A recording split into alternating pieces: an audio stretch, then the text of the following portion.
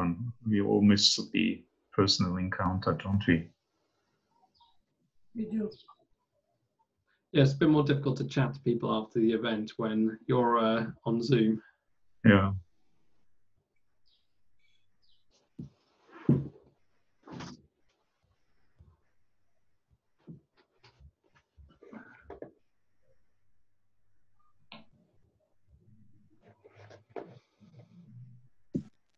Yeah, that's funny. That's what I miss as well. It's the coffee breaks, isn't it?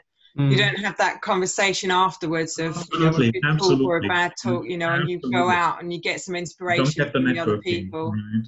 You don't get the networking, and discussions often continue in the coffee break. I also think the coffee breaks are the most important part of conferences, not to downgrade what we are supposed to do now.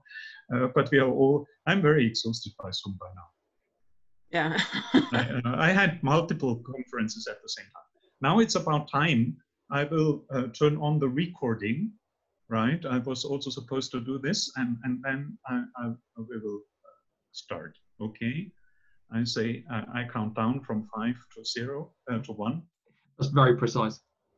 5, 4, 3, 2, 1. Hello, everybody. I'm very happy to chair this session on merger control.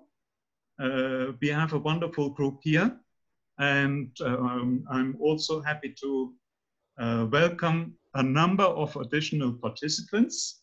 It's very nice to see you all, and I would also like to ask the participants to show their faces. There are so many friends of mine. I would also like to see your faces, your smiling faces, and how and to get the impression on how much you enjoy the session we are going to have. So thank you very much for doing this. If you just a few kinds of rules for what we are going to do. What we will do is that we will have 2 parts. We will split up the 2 hours into packages and have 3 speakers first, and the 3 speakers will concentrate on the digital economy, and then we will shift to the other part. I think this is less tiresome, and it also provides us with more focus for the discussion. You know about the chat function. You may already get prepared to ask questions to the first speaker when the first speaker is done, and type it into the chat function. We are not so many. We don't have so many participants, so we may have a combination of a more live or a kind of a more lively discussion. You can also raise your hand with the functions you have available on Zoom during the discussion, and then I will see it, and I can also pick up those more spontaneous reactions, which will certainly make it more lively. So a combination of the 2, I think, might work much better. And I also, so I already see some additional faces. That's wonderful. Thank you very much. Now, I would like to start with the first part on the digital economy. In this regard, we have 3 speakers. We will have the 3 speakers in a row, and then I might invite you for further discussions. And the 3 speakers are Matthew Cole.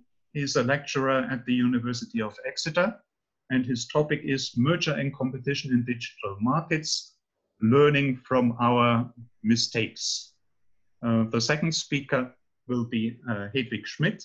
She is an associate professor at the University of Southampton, and her topic is Merger Regulation in the Digital Economy and the Forgotten Goal of Innovation. Then we turn to the third speaker, who is Andrew Mclean.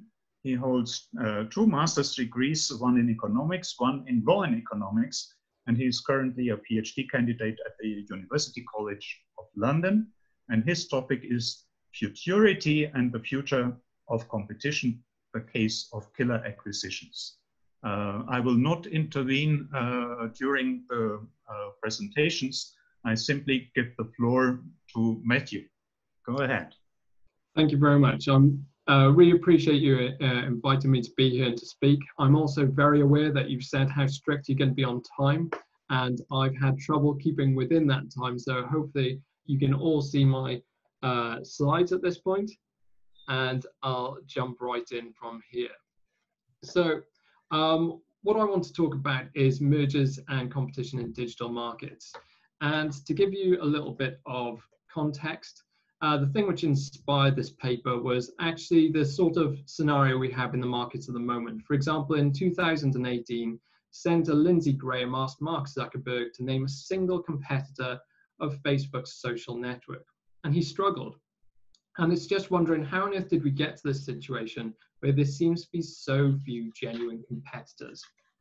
So in this paper, I analyzed two mergers, both involving Facebook. We have Facebook WhatsApp and Facebook Instagram. I'm afraid I'm going to have to take knowledge of the law as granted, but hopefully it'll be straightforward enough. I wanted to look at these things and see, were there any mistakes made that perhaps weren't so obvious at the time, but can be seen now? And if so, what can we learn from them?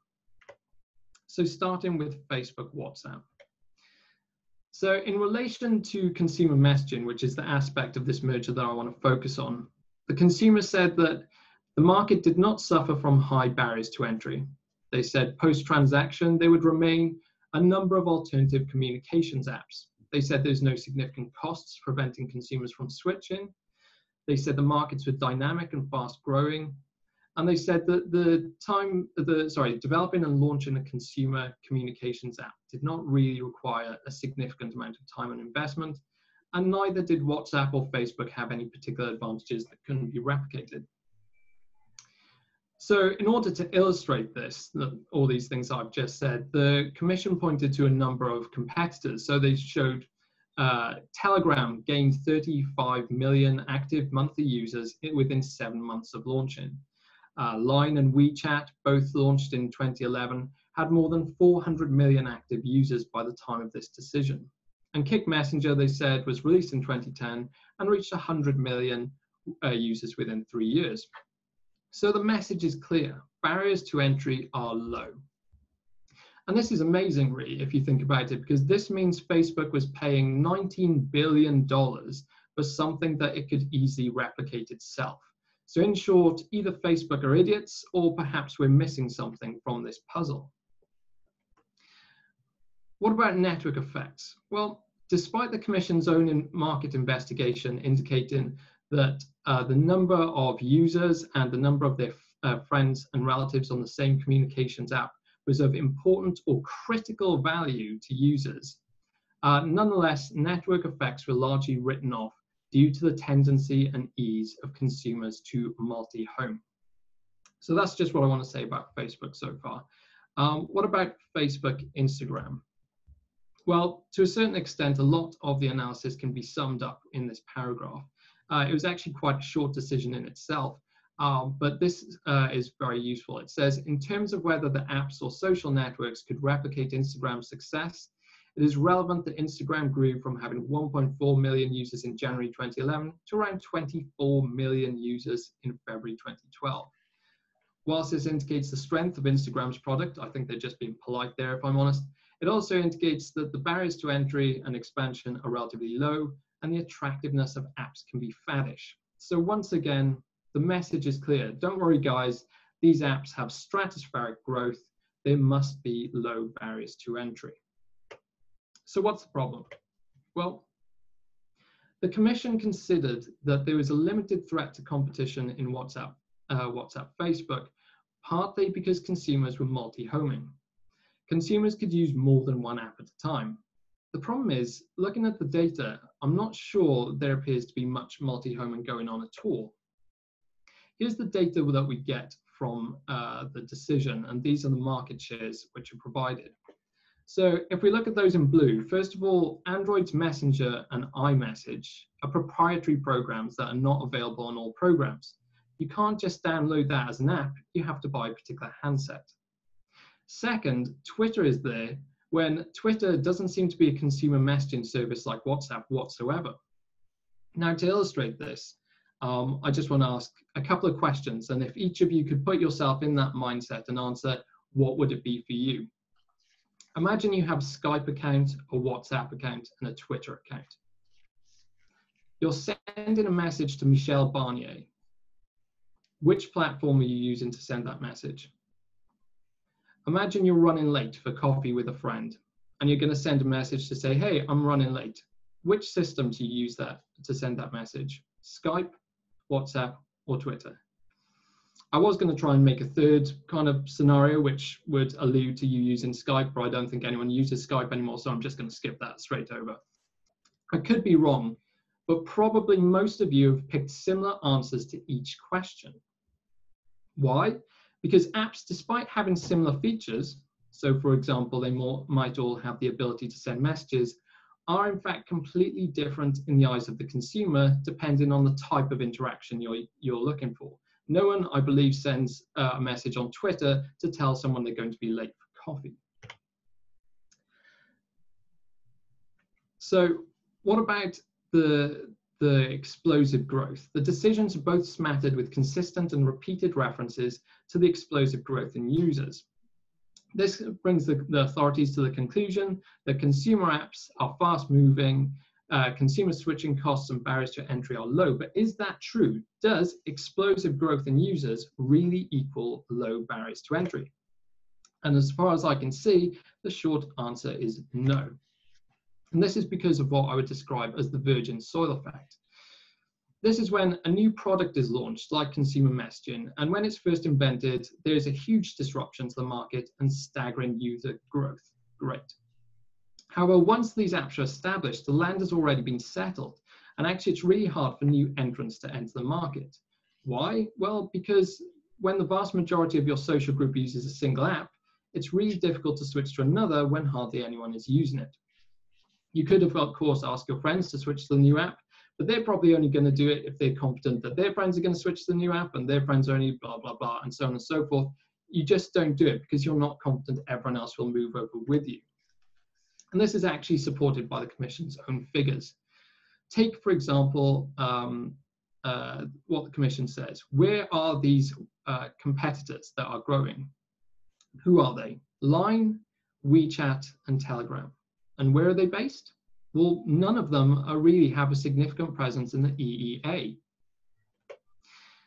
Line has a strong base in Japan, Taiwan, Thailand, and Indonesia, and these countries amount for about 70% of its active users. WeChat has a staggering 700 million users, but only 10% of those are outside of China, and they've tried to expand elsewhere, and they've largely failed. All the explosive growth that enamored the Commission so much comes from completely different markets with very little overlap. In short, you have extremely fast growth where you're the first to arrive, and once the market is sewn up, it's actually quite difficult to enter. Which means instead of having competition is just a click away, as was famously said by Larry Page, I'd say competition is just 40 million simultaneous clicks away. It isn't as catchy, but I do believe it's actually more accurate. Now, lots of people would be rushing at this point to say, what about MySpace? MySpace was founded in 2003. From 2005 to 2008, it was the largest social network in sight in the world, and it was overtaken by Facebook in 2009 and has since been in decline. Surely then the argument would go, this shows that a company can win against an incumbent. It can beat network effects, it can beat the virgin soil effect, and it can win over the more established player.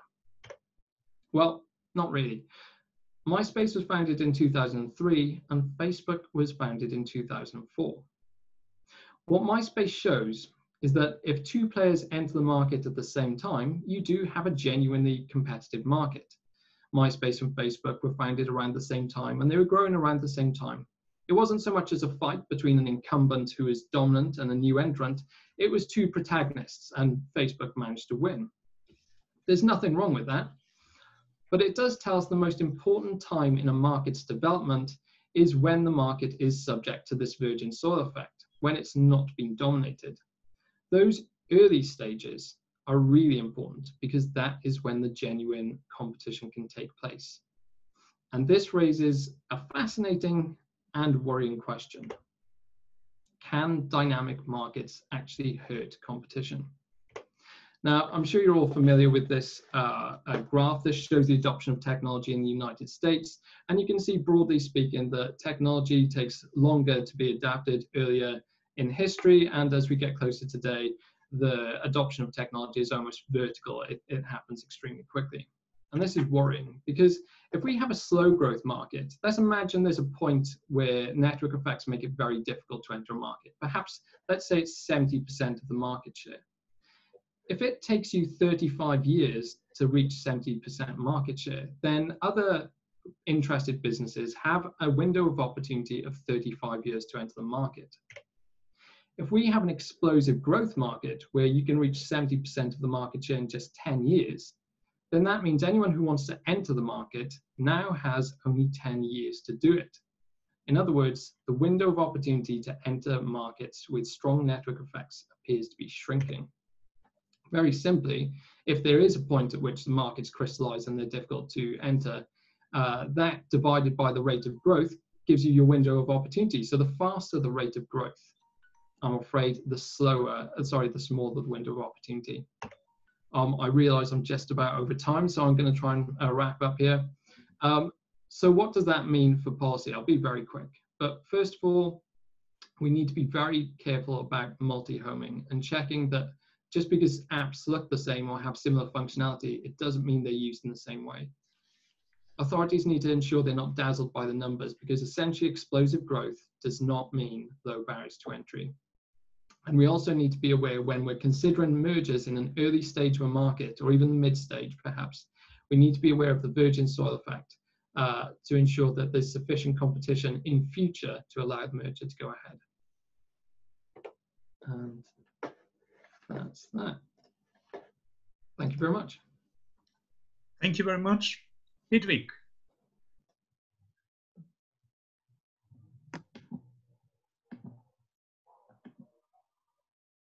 Turn on your micro, please. There we go. Yep. Yeah. Sorry. I'm going to try and share my screen. I'm not sure I can, I'm not as techie as other people, but we'll go here. Right. Oh, it won't let me do, okay. Right, is everybody able to see this then and hear me? Yes. Yes. Okay, brilliant. Thank you, Matthew. That was a really interesting talk, and actually very helpful for me, because it kind of follows on very, or my talk follows on very well from what you have just said.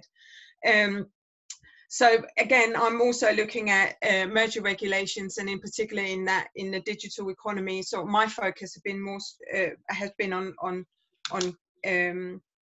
innovation, and again, I have also sort of looked at what's going on with recent mergers and seen that these are not actually leading to more competitive markets, but exactly more or less the opposite, with more concentrated markets.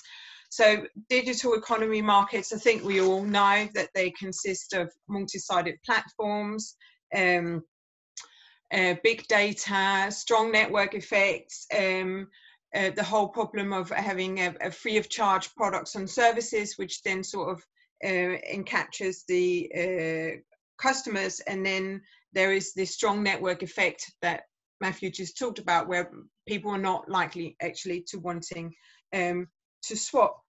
Now, in these digital economy markets, we've also seen that they rely quite heavily on innovation to provide the consumers with new products and quality improvements. And this includes opening up access to allow for competitive process where innovation startups also can flourish alongside these more mature companies. Now, this constant innovation in the market will create a race where the newest or most advanced product wins the market until the new innovation races then commences again. Now, obviously, the point that Matthew illustrated is that this is not necessarily happening in our digital economy markets. But my point is still that that innovation is effectively key in these markets.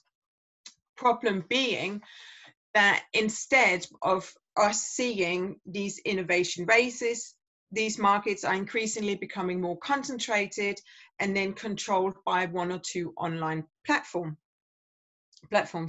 So consequently, we have markets actually stagnating and then innovation stifling. And so the question is, what's going wrong? And this is sort of what I've been looking at. Why do these markets not actually remain competitive? What we're seeing in terms of mergers is that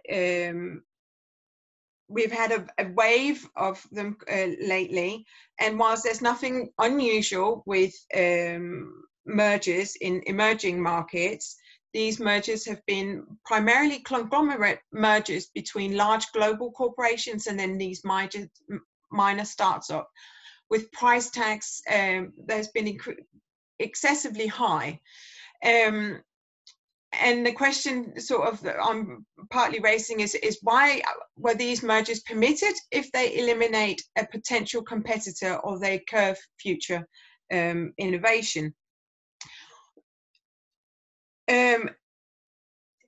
There seems to sort of be a reluctance by the competition authorities to sort of interfere under some form of assumption, perhaps, that new markets should develop naturally without ex-ante regulation, and competition authorities are actually also sometimes unable to accurately assess the merger or the effects of a merger long term.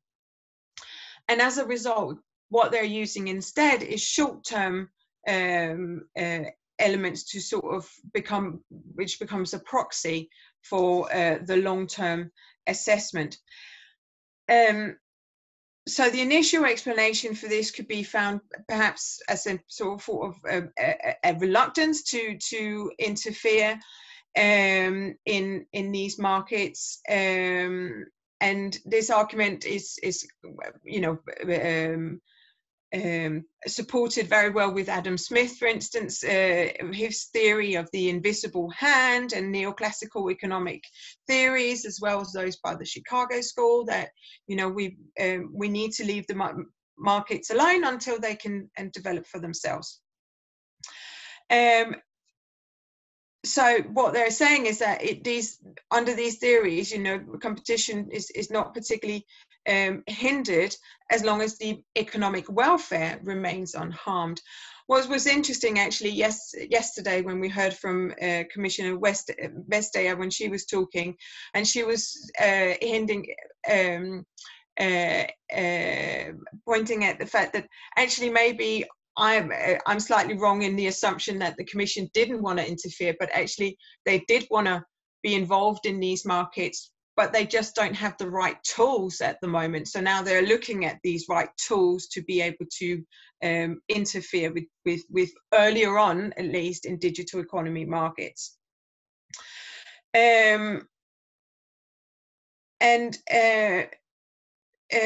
But if we look at this point about not wanting to or not using the short-term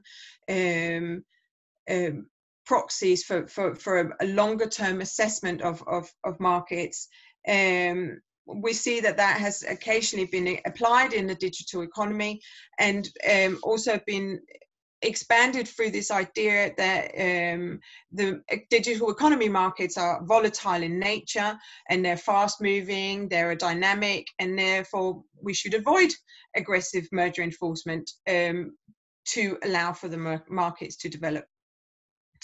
And this is sort of where we seem to have been with the current approaches to mergers in the digital economy by the competition authorities.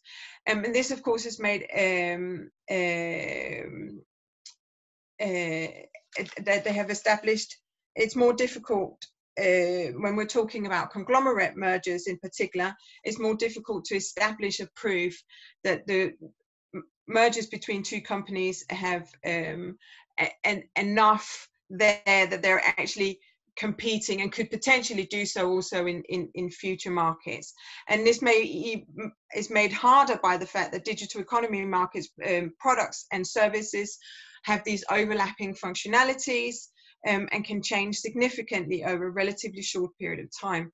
So, and then on top of that, we also have the one-stop shop merger review that the Commission is kind of bound by in when they're assessing these mergers.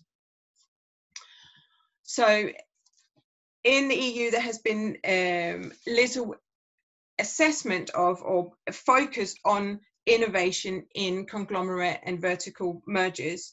And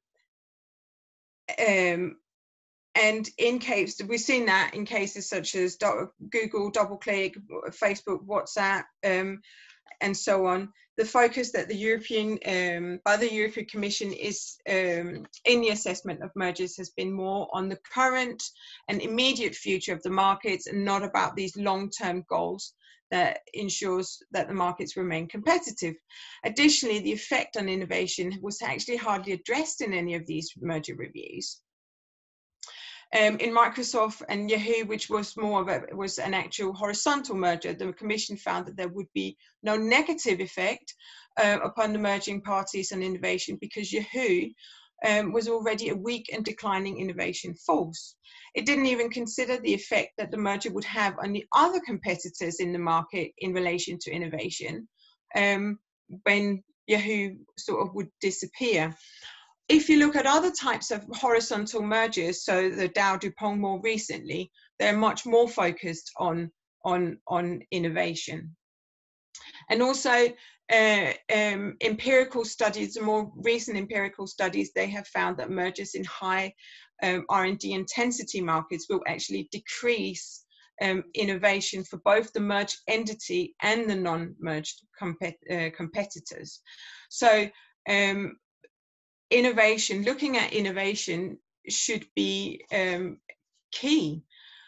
So in markets, setting up settings, in market settings that's characterized by a high degree of concentration and high barriers to entry resulting from strong positive network effects, possibly reinforced by data-driven feedback loops, the merger of a dominant company with a small startup can result in the strengthening of a dominant company's position, even without the actual market overlap, and more importantly, result in the reduction of independent innovation. So the question is, why are the competition rules not really working?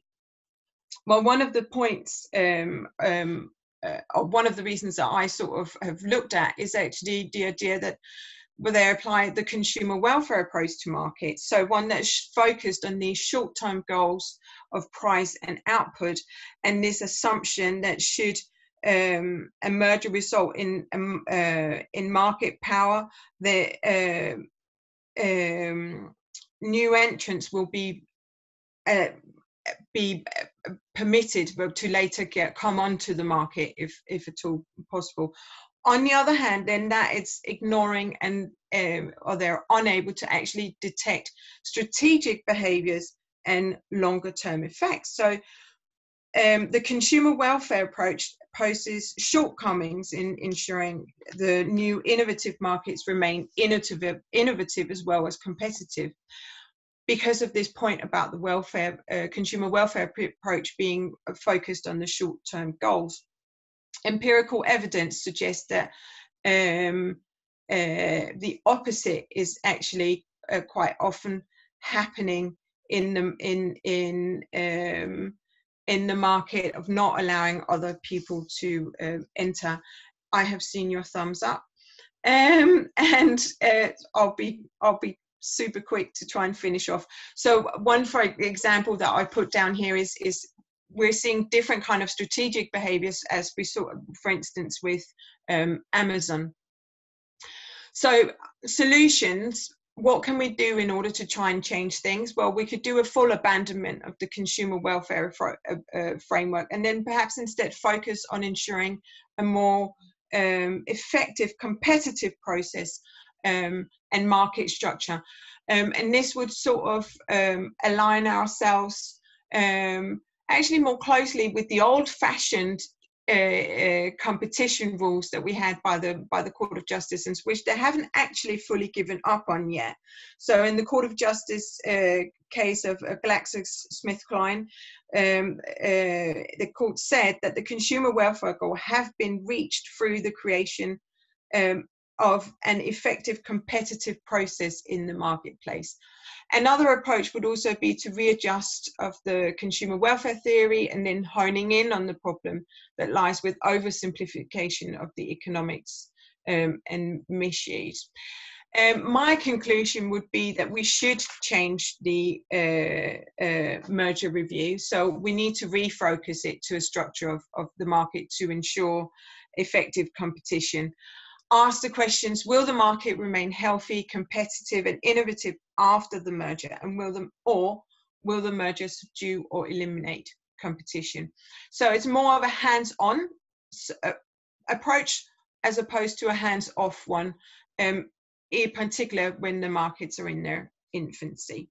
So it's okay sometimes to say no. I'll leave it there.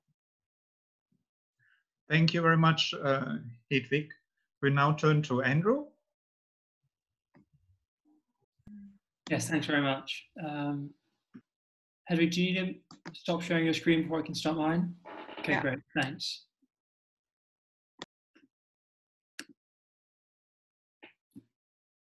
Can everyone see my screen? Okay, wonderful. Wonderful, works. Okay, excellent. So thank you very much to ASCOLA and Joseph for the introduction, and Matthew and Hedwig have created almost a perfect introduction to my paper. So I'm taking a more financial perspective on the kill acquisition phenomenon. It's often discussed as part of the digital markets topic, which is true and it's clearly relevant. But I really believe this financialized approach provides some useful insights into the sort of competitive strategies and competitive game that's at hand here. So a quick outline, I'll touch briefly on the anti-competitive threat that Matthew discussed, and go on to talk about the enforcement challenge that they present to competition authorities. This is all kind of familiar to everyone, I'm sure. So I'll go then to talk about the financial underpinnings of the current digital merger wave, and based on this analysis, I'll talk about a new jurisdictional threshold test, which I believe could bring these potentially anti-competitive transactions under substantive merger review. I call this the economic goodwill threshold test. So as we all know, these largest digital firms, GAFAM, have acquired hundreds of nascent startups in recent years. And there's the kind of two traditional ways we think about disarming competition. So there's the idea that a GAFAM firm would buy a startup and simply terminate its business operations. And this kind of stems from the Cunningham, Ederer, Marr paper in the pharmaceutical sector. And then there's also another way, which is perhaps more relevant to the digital space, where GAFAM will acquire firms, integrate them into their ecospheres, and augment their market power through combining economies of scale related to data, leveraging consumers from one space towards their central traditional platform. And as we all know, competition authorities have really struggled to get to grips with the kill acquisition phenomenon. There's been very little enforcement action against them. And this arises from two things. Firstly, because the startups are so small, these transactions normally fail to trigger traditional threshold tests that would require notification and then go on to prompt substantive merger review. And then the nature of the substantive merger review is also lacking. This is kind of what Hedwig was saying. It's got a very static approach and struggles to deal with issues of potential competition. After the economic turn in competition law in both the US and the EU, the evidentiary standards are too high or too narrow, too inflexible to accommodate issues of future competition. But I'm really going to focus primarily on the first of these, on the transaction threshold test. And what I'm introducing here is this concept of an economic goodwill threshold test. And this test is concerned with the target's net tangible assets as a proportion of the total transaction value. And I argue that the difference between these two figures largely reflects the added value the dominant firm, the acquirer, expects to realize from its improved competitive position. So the idea of an economic goodwill test arises out of this financial perspective on kill acquisitions.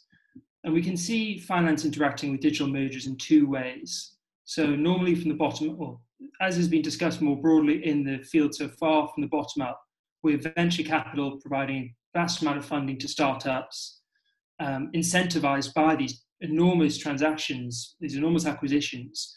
And there's a few brilliant papers on this. You've got Mark Lemon's exit strategy paper and Luigi Zingale's kill zone paper. And this has been well covered elsewhere. I'm more interested in how finance interacts with kill acquisitions from the top down. And what I'm saying here is that the enormous positive sentiment that the GAFAM firms enjoy in the stock market almost completely removes traditional financial constraints. You know, GAFAM, between the 5 of these firms, they're 5 of the 6 most valuable companies in the entire world. I think Microsoft alone, the market cap is larger than every listed German firm. It's an enormous amount of almost speculative investor goodwill towards these firms. And what I argue is that with these kind of liberalized financial markets, they create a sort of bridge between the present and the future, which allows the firms that benefit from this sentiment to behave in an anti-competitive fashion in the future, well beyond what traditional merger control looks to. And the argument goes that these speculative investors are happy to see GAFAM pay extraordinary sums for startups that may or may not go on to be successful. I think it's hard to imagine, you know, General Motors, maybe in the 70s or 60s, paying the equivalent sums and then being faced with a bank and saying, what are you doing spending this much money on a tiny startup that may or may not one day potentially challenge you? So this orientation towards the future has a name. It's futurity. And this is a term that was originally coined by the institutional economist John Commons almost a century ago. And it's been recently reinvigorated and introduced to the antitrust setting by Yanis Lianis, my colleague at UCL. So modern competition, modern capitalism can be characterized as futurity-led, especially in the digital space. And we can see this in looking at the valuation of tech firms, which you can see in this graph on this slide. So the valuation of tech firms is mainly based on the anticipation of profit many years in the future, as opposed to the current revenues and current profits occurring now. So if we look at Amazon, the majority of its valuation is derived from expectation of profits many years away. Tesla provides an even more acute example of this. Tesla is now the most valuable car company in the entire world, overtaking Toyota, I think, but produces and sells almost no cars. Almost the entirety of its valuation is based on a speculative assumption or a speculative anticipation of tremendous profits in the future. And my argument is that where investors look to the future, as they undoubtedly do now, firms will follow. Because firms today aren't competing just in product markets or data markets, they're also competing for capital too. So this leads me on to the economic goodwill threshold test. This kind of financialized insight brings a new way of thinking about kill acquisitions. And I think it lets us devise a new way in which to capture these acquisitions, a new threshold test that more properly reflects the logic driving this digital merger wave. So as I think Hedvig noted, these acquisitions are typically characterized by astronomical transaction values relative to the stature of the acquired firm. And I'm arguing that the difference between this kind of anomaly, as is often perceived, reflect anti-competitive intent. So here we have the test, targets net tangible assets as a proportion of the total transaction value. Just to note, I refrain from prescribing an exact percentage that would trigger substantive merger review. I think this is a normative decision for governments and competition authorities to make based on how concerned they are about startup acquisitions. You know, if they want a bigger net, they could choose a higher value. So to substantiate my proposal, I went back through the financial filings of all the GAFAM firms for the 15 years up till last year, and examined and analysed the major transactions which they highlight in their SEC filings. And these are 5 such transactions. So you've got Google acquiring YouTube, Apple Beats, Facebook, Instagram, Amazon Kiva, Microsoft, LinkedIn. And this highlighted column, this use value column, this represents the key stat for the economic goodwill test. As you can see, in 4 out of 5 of these transactions, the target firms had negative tangible assets, which means that the transaction value over and above was basically accounted for entirely by economic goodwill, that is, the expectation of future profits. This slide demonstrates the analysis on a broader level. So the previous one was just 5 particular ones, and this is aggregate of all the stage transactions. So if you look first to the kind of the left-hand side of the transaction value, which is net tangible assets plus economic goodwill, just 1% of the total transaction value was accounted for by the target's actual tangible assets, their buildings, their cash, these things you can go and put your hands on. And the remaining 99% is economic goodwill. And then the bars on the right-hand side break down what I mean by economic goodwill. So economic goodwill is simply the difference between total transaction value and net tangible assets. It's composed of officially recognized intangible assets, which are undoubtedly prevalent in the digital economy, things like patents and intellectual property rights, but also it's composed of the value of expected future income. And that's what we're really interested in, this profit-related economic goodwill. And we can see that roughly 4/5 of the economic goodwill value came from the expectation of future profits, with only 1/5 being accounted for by the value of intangible assets. So putting this together from my analysis, over about 77% of the total transaction value came from the expectation of future profits. And I think this is what we should really be concerned about if we're thinking about the competitive game at hand here. Naturally, this exercise is relatively limited because there was only about 25 transactions noted in the SEC filings. As Thomas Oberletti often says, the GAFAM firms are particularly close guarded with their data. But I don't think that there's any reason to believe that the other transactions would represent something completely different from this. If anything, these larger transactions, like Microsoft's purchase of LinkedIn, is going to have more net tangible assets than a smaller transaction, which they don't even mention in their filings. So to conclude, kill acquisitions are indeed a prominent anti-competitive threat, and I think the economic goodwill test represents a useful innovation that could help competition law get to grips with this phenomenon. And I also want to mention something perhaps broader and deeper, is that modern competition law, and particularly its reliance on neoclassical price theory, is of limited use in this kind of current era of financial capitalism we're living in which finance really drives economic activity. Finance is invisible within the neoclassical framework. It's assumed to be neutral, affecting both sides equally. So I think we need to look beyond neoclassical price theory to other sources of economic knowledge, including institutional economics, where finance plays a key role in shaping economic activity. Yes, I look forward to your feedback, and you can also reach me at this address. Thank you very much. Thank you very much to all the speakers. Thank you in particular for keeping respecting the time constraints that we have. You all saw that many questions have already come in, and it's quite clear that the first questions, or most questions, have now been asked to the first speaker since there was more time. And I guess that now additional questions will come in. And my question would now go to Matthew, whether you followed the questions on your talk. I guess so, quite interested in the questions. And I wonder whether you can now already answer the first questions.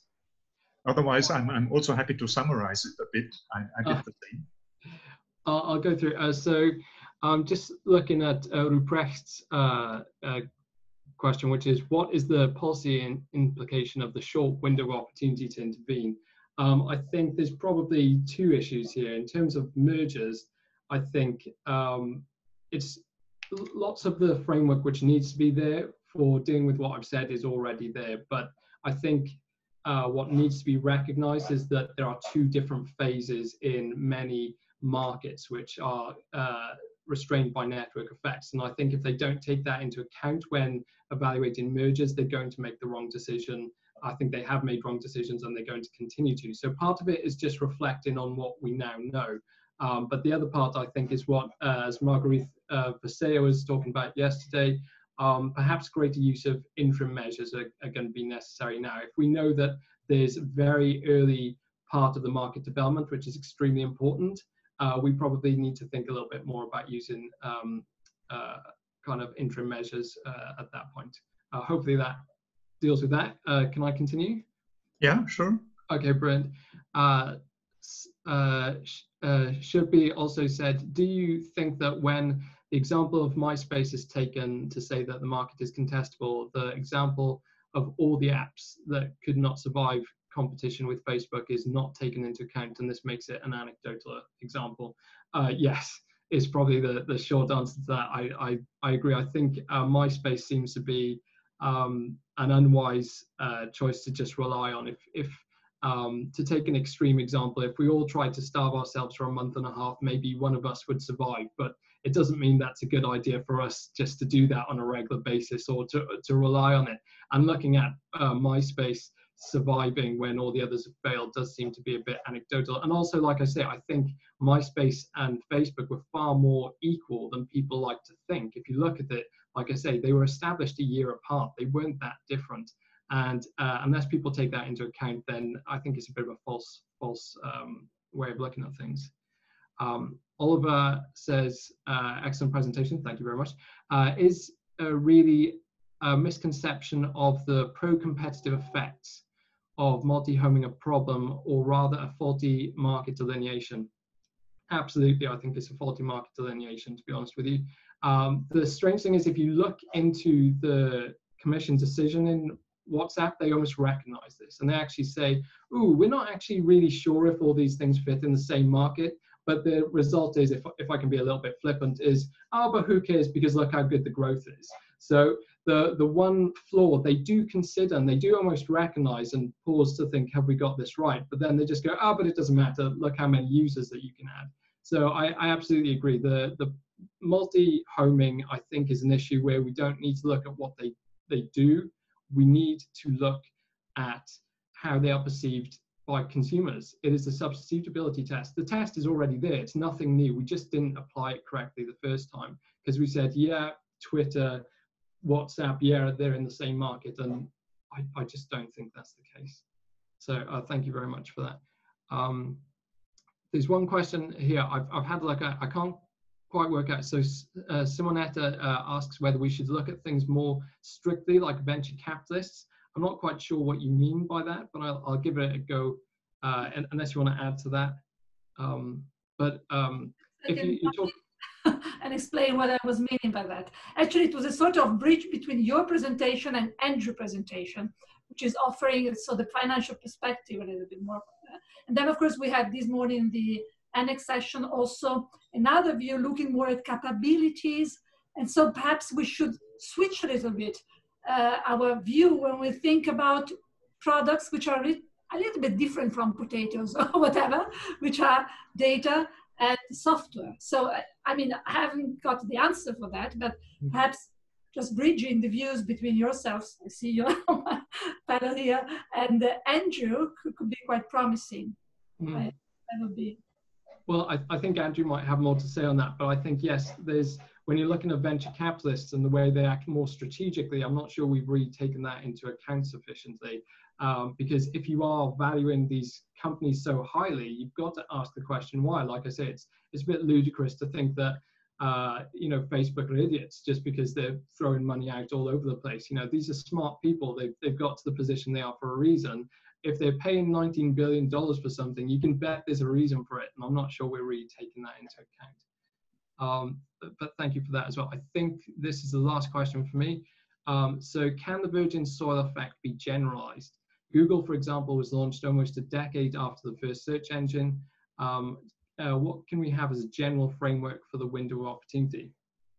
The idea that Google was launched 10 years after the first search engine is very interesting.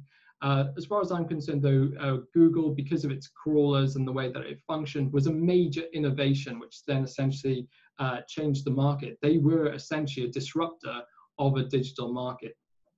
Now, if you're happy to have markets that are essentially dominated by one firm and then maybe every 10 years flip to another one, then you can hold your hands up and say, hey, we don't have a problem. The difficulty is I don't really think that looks like competition. I don't think that really looks like free markets. And I think you're going to get a lot of problems. If we want our markets to work like competitive markets, we need entrants to follow on and be able to compete with, you need proper competition. And I'm afraid, like I say, if we just rely on maybe a new disruptor coming in every 10 years, which might happen, we're still going to have a lot of the market failures that we don't really want to have. So hopefully that answers people's questions, but thank you very much for them, and it's very kind. If I may add another question, that's maybe just an idea on top of everything that has been asked. My impression is that there's also a underlying theory of harm, but you are not necessarily spelling this out very clearly.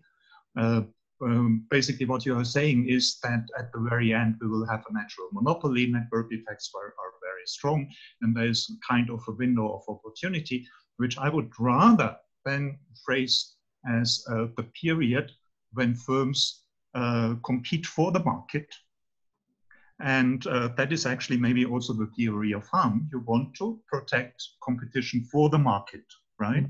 So I'm rephrasing it a bit. And then the question is, where is the theory of harm? My impression is that this is actually where Heuristic then would come in, because it's not necessarily so important who will have will be the monopolist. What we want to have is the best platform. So maybe innovation is the key for as an objective that we actually want to promote, especially in a Facebook scenario where you don't have to pay as a consumer. I don't know whether this contributes something to your ideas or not. Otherwise, thank you very much. Thank you. Let's any comments on what I'm saying? I don't know. No.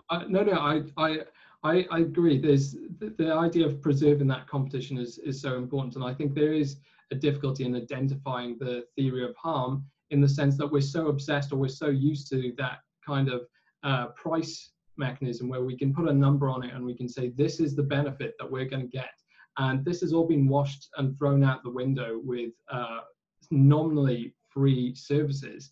And so instead, I think what we're going to see is, yes, a lack of innovation, but also other things where I know I'm going to go into a different topic area, but who cares about privacy if you've got no competitors? At the end of the day, I can violate your privacy all the day long if I know that you have nowhere else to go.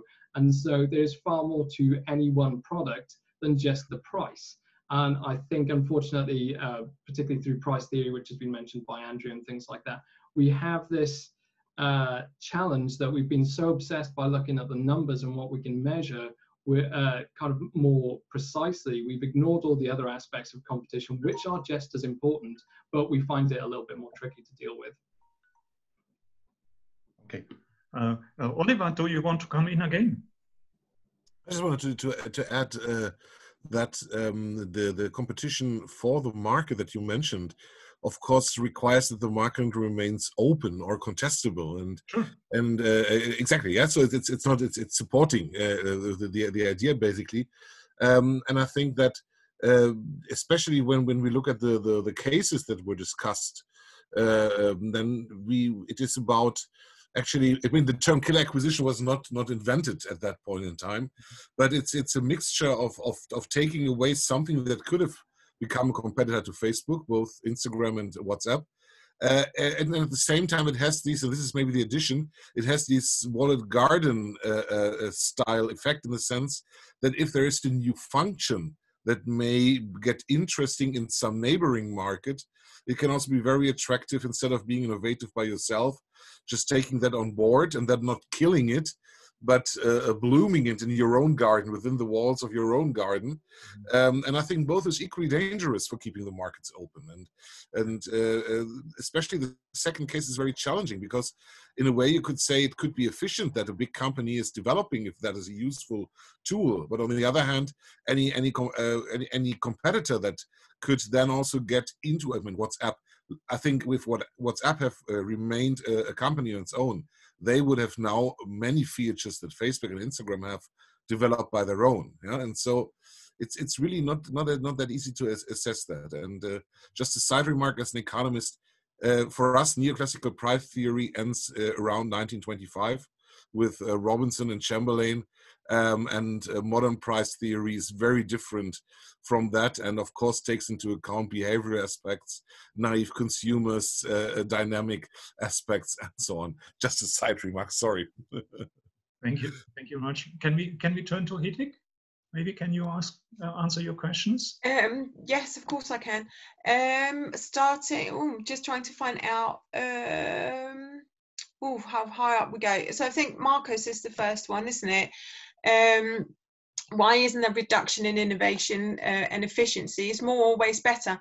I think actually when we're talking innovation, yes, more is always better, because we don't know if we're making a reduction in innovation, we don't know what it is that we're reducing or pushing away. So we don't know if you're stopping something that's going to be the next amazing revolution that's going to save the world economy, or is going to be the new vaccine for COVID-19. So I think it's really difficult to make, saying that reducing innovation could potentially it could be, of course, it could be efficient when we are talking about within a company potentially, but not by lots of companies. They might have very much different ideas of what's going on. So that's a difficult one to say that could be efficient.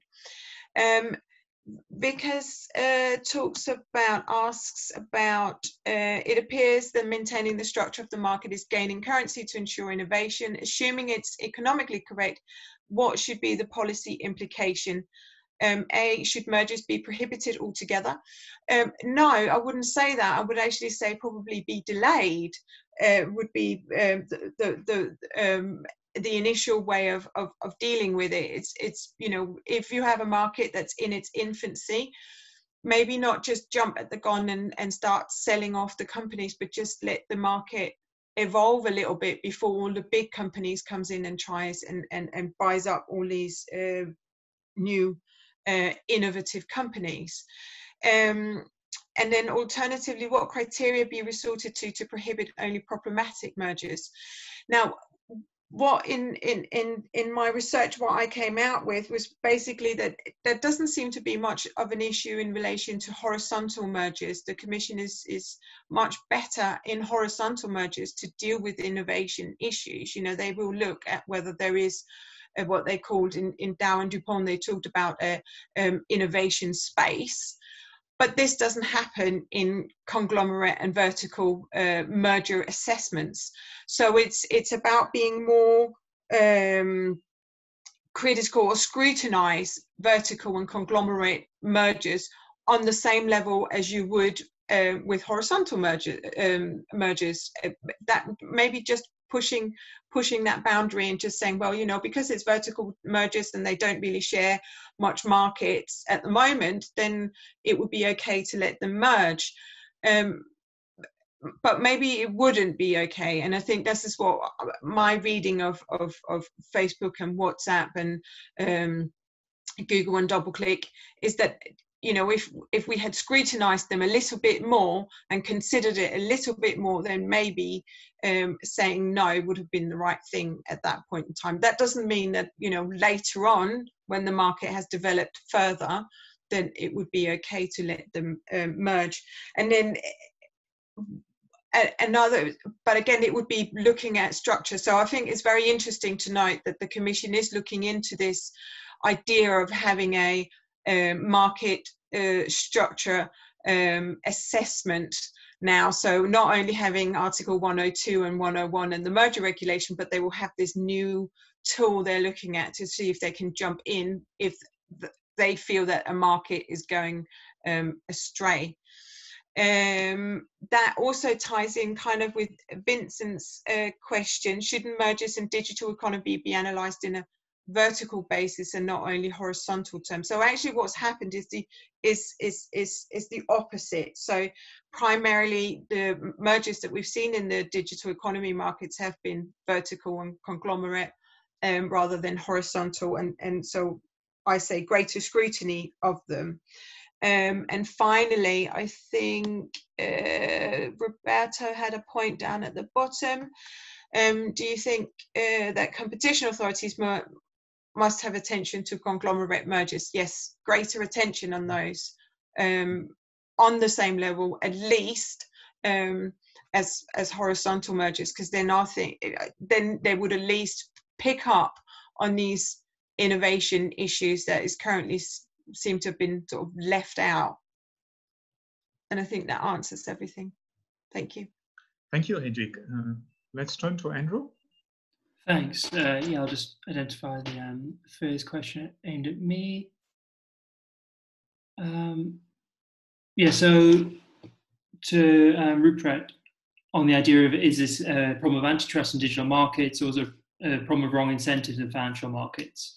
You know, certainly the latter. Certainly the latter. We live in this financialized world in which, you know, there's a great divergence between the real economy and what the financial sector is doing. You know, finance's traditional role is, you know, spurring productive investment, et cetera, has been completely upended post 1980. But I think as kind of antitrust people, as competitional community, we need to adapt to this world and think, okay, well, what can we do to respond to it, if not, you know, turn back the tide? You know, there's all sorts of different things going on here: financial regulation, corporate governance, et cetera. But I think we need to face the world, you know, in a kind of honest way, and realize that finance now plays this outsized, disproportionate role within society. I hope that touches that. And then is data reflected in access to data reflecting goodwill, and how is it accounted for? So if a company had a patent or some sort of intellectual property on a particular piece of technology that allowed them a particular access to data or to harvest a type of data, it would be reflected in that value there very narrowly. But otherwise, no. You know, if they don't enjoy these things, it would be reflected in the broad economic goodwill, because, you know, the acquiring company is basically buying the access to data. But unless you went into the financial analyst reports, which I think is a good idea, there's no kind of thing on the 10K filing that would tell you this is how much our access to data is worth.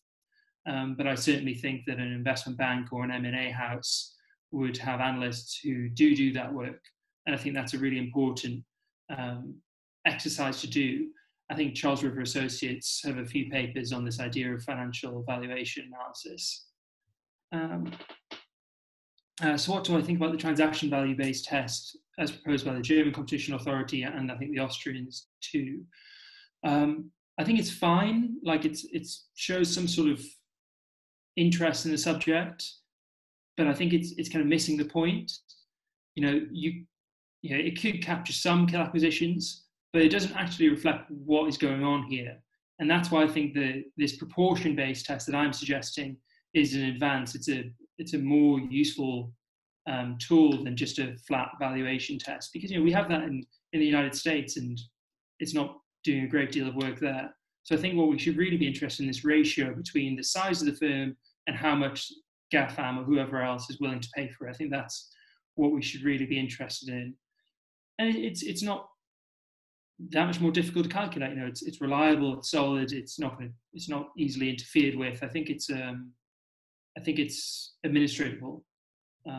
So I think the German-Austrian proposal is useful, but could use some work. And then AC asks about more the substantive element to it. So, as I said in the presentation, this work is certainly on the kind of first stage, the notification stage. So no, it doesn't tell you whether it's a kill acquisition or not. But I do think this financial-based valuations, financial analyst sort of perspective could be really useful in showing whether the kill acquisition is going to take place. If a transaction triggers this test, but it turns out that most of the economic goodwill is based on their intangible property, their intellectual property rights, then fine, maybe view it with a less suspicious eye. But if it's entirely based on just this added future profits, then I think that requires more substantive analysis. There's a few questions in here. Are people calculating economic goodwill? They are, but not as a particular accounting figure. Again, that would be something you'd have to look to the transaction analysis undertaken by the acquiring company. And then this idea of, we need acquisitions to promote or catalyze a kind of a good startup environment.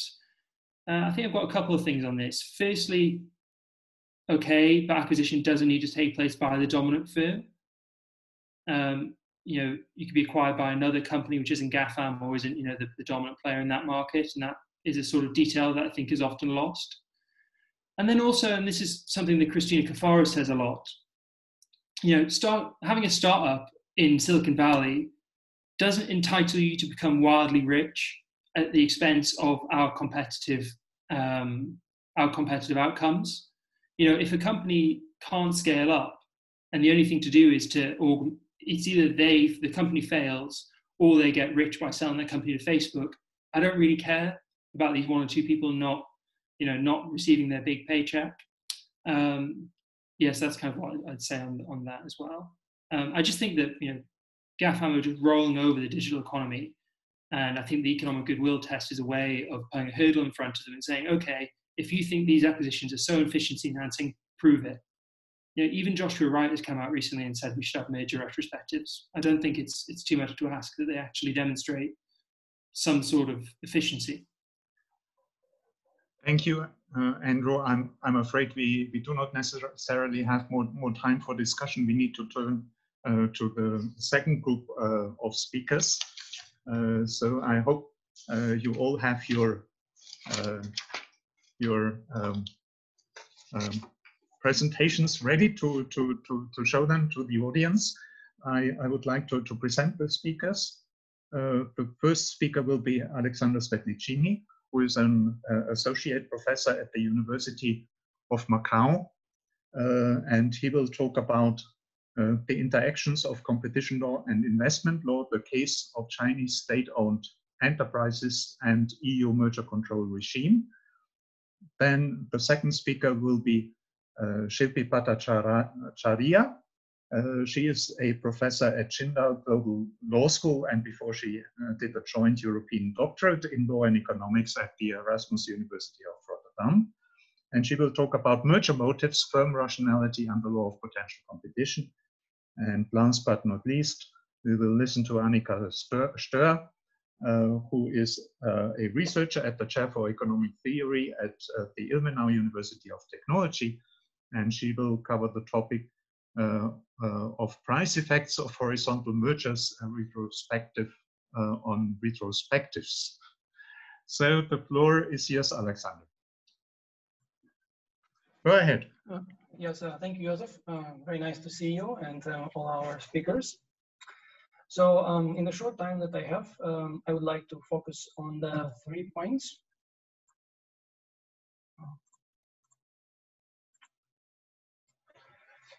First is a brief overview of the experience of the EU merger control that it had with acquisitions by the Chinese SOEs. And based on this experience, I would like to discuss the second topic, which is depending on the way how you see it, regards the decoupling or recoupling of merger control with other regulatory framework, in particular investment rules. And then finally, provided that time allows, and I'm in good time, then just where it's likely to bring us in terms of merger control, what are the future directions. So starting to talk about the state-owned enterprises and their treatment under the EU merger regulation. First, of course, we all remember that the rules are ownership neutral, and the merger assessment is supposed to apply in the same way to companies of all types of ownership, public or private. However, there are some specific features of the state-owned enterprises which make the application of those rules either more challenging or more peculiar. So there are two types of issues that these acquisitions have risen. First are the procedural issues, and here are the questions very basic. First is, what is a concentration? For example, would we consider a concentration a merger between two state-owned enterprises? Second is, what kind of concentration falls under the notification under the EU merger rules? In order to be notified under the EU merger regulation, they need to reach the community dimension based on their turnover. So when we consider the turnover, the question would be which undertakings we include. Do we include only the state-owned undertaking which participates in the concentration? Do we include undertakings from its parent group subsidiaries? Or should we include all the state undertakings controlled by the same state? Well, the answer on these very simple but very important basic questions, they all evolve around the concept of the single economic unit. So depending on which undertakings are under the same, so to say, decision-making center or power of control, we would regard them as a single economic unit, and then we are supposed to count all of their turnover and also decide whether it would be a concentration or some internal reorganization.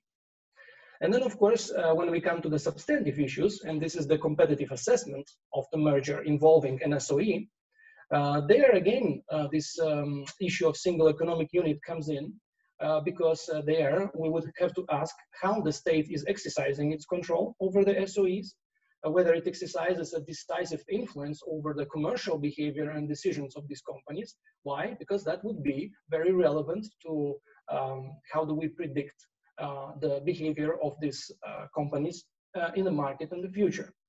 So all of these become important when we talk about the SOE mergers.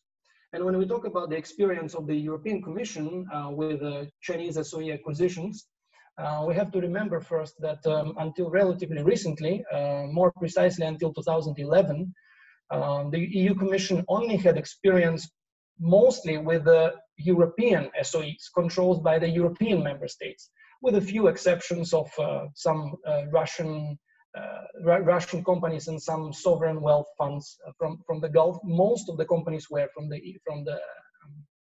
the EU. As a result, the approach that we see in the cases involving Chinese SOEs, they differ because we see somewhat undecisive approach in these cases. We have actually seen several approaches. One approach taken by the Commission is the so-called worst case scenario, where the Commission would consider just in case that all the SOEs would be included in this single economic unit, and then we'll make a competitive assessment accordingly. Another approach would be so-called like a wait and see attitude, basically saying that, well, in this present case, there is no really relevance whether we count all SOEs or not. Why? Well, for example, because the market shares are really minimal, market shares are very small, so it doesn't really change the assessment. And exceptionally, there was only one case where the Commission has made an affirmative decision in this regard. And it says that at least in the energy sector, this was a concentration involving nuclear energy companies, all the Chinese SOEs in this sector belong to the single economic unit. This is exceptional, just in one decision. So what are the reasons? What might it be the reasons for this kind of approach by the Commission? First is that the affirmative decision about the single economic unit involving certain SOEs of a certain state, would be somewhat a double-edged sword, because it would create certain precedents that probably would have to be taken into account in the future cases. So, for example, if we regard all of the companies in the energy sector, which are controlled by the same state, to be as a single economic unit, then in the future, the merger between these companies would not be regarded as a concentration any longer. Also, it might have a certain effect on the Article 101 cases in the future, because again, for determining the existence of an agreement, we usually look for independent undertakings, competitors making this agreement, and this might also have an influence on those cases. Another problem might be the evidentiary burden, or the problem with access to evidence.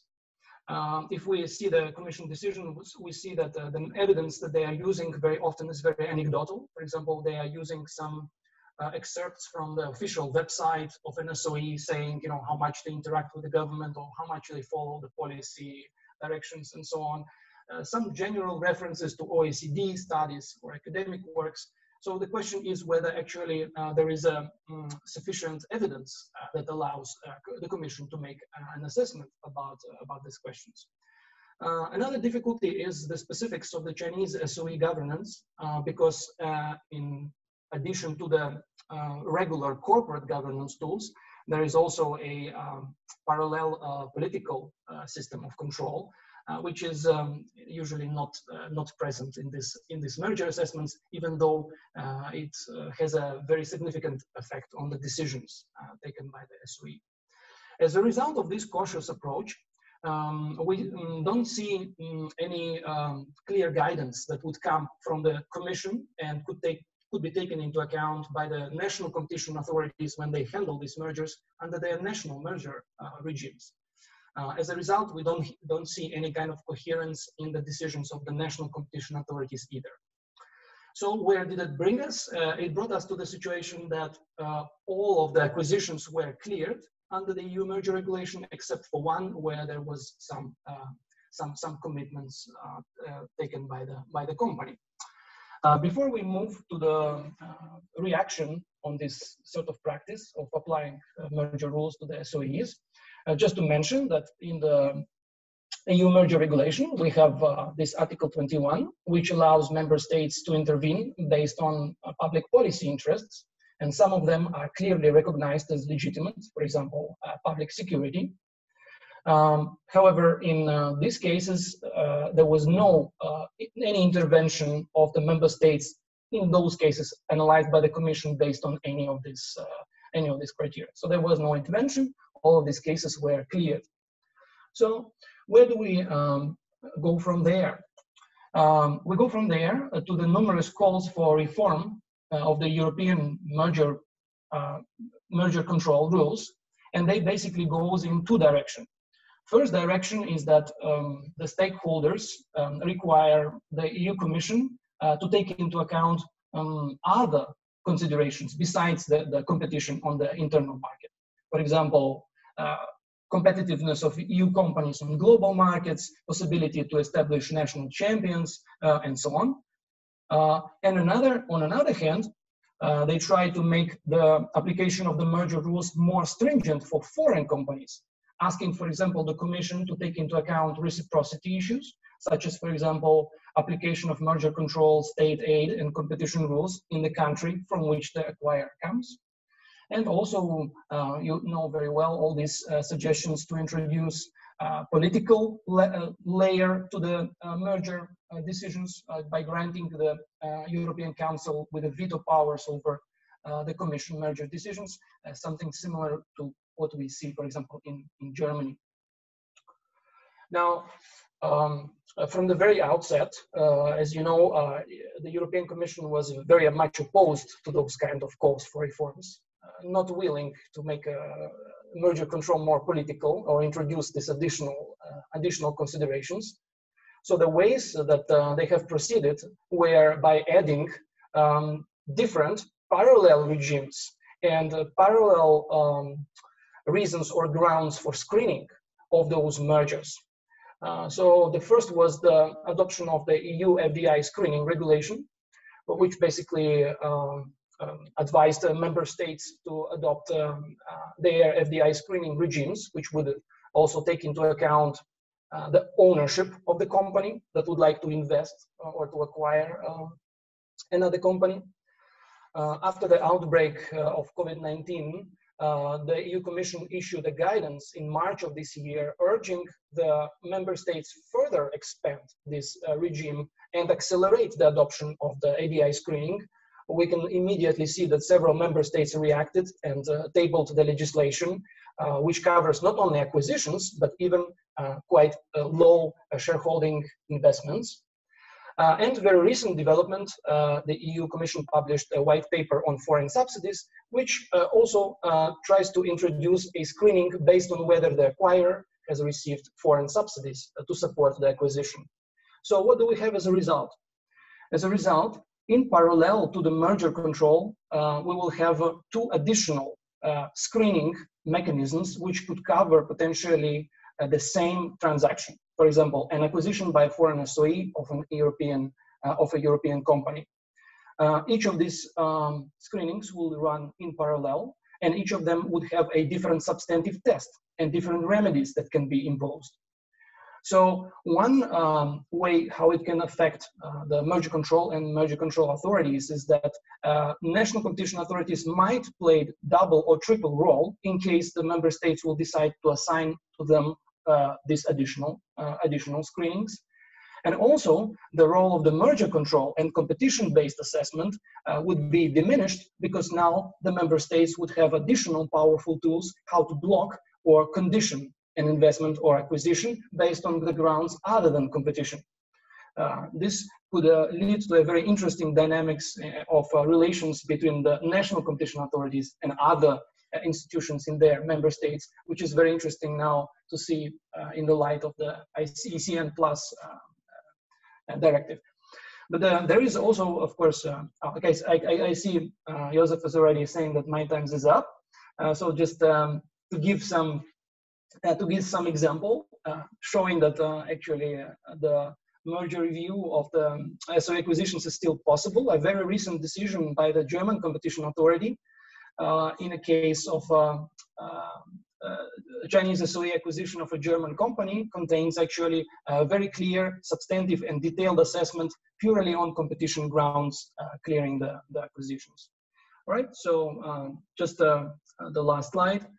Basically, it leaves us in a quite uncertain situation because on one hand, we will see the continuous debate over politicization of the merger control, trying to insert additional elements. On the other hand, we will have two additional screening frameworks, which are likely to diminish the importance of the merger control in relation to the SOE acquisitions, because the standard for judicial review still remain, and the competition authorities will still be expected to provide, to meet the burden of proof in case they would like to impose remedies or prohibit a concentration.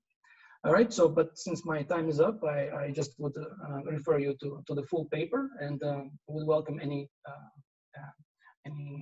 feedback on that topic. Thank you.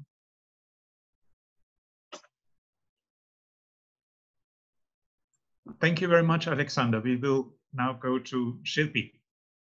The floor is yours, Shilpi. Thank you. I'm just trying to, okay.